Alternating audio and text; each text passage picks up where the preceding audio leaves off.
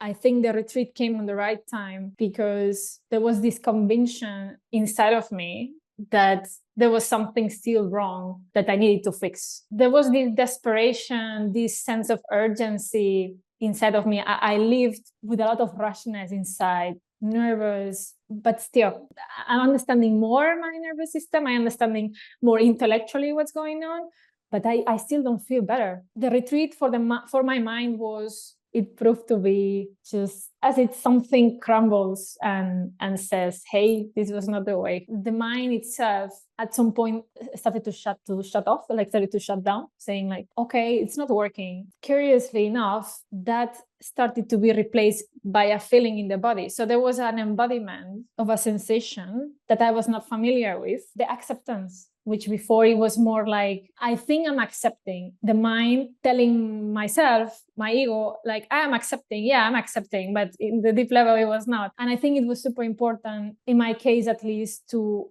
have had this acceptance accompanied with a bodily sensation. It was like everything was coexisting. At some point, this turns into acceptance, and this turns into joy, in the sense of like, this is really the present moment. This is really what it is to be living in the present moment. And it's funny because between these two stages, when you start focusing more in the body, still the mind, of course, comes and says, for example, my legs hurt. And then the mind is like, yeah, because you don't do sport enough. And if you would do sport enough, then it wouldn't hurt you. And again, you're a bit, but then you see it from that distance that you are like, okay, I see what you are doing here. So at some point, the bodily sensation, seeing this trick of the mind, so to speak, brings you a sense of joy. And this was the feeling of like, okay, I see, like, this is what it is to feel. This is the aliveness, no, in itself. This is like the human experience at the bottom of it all.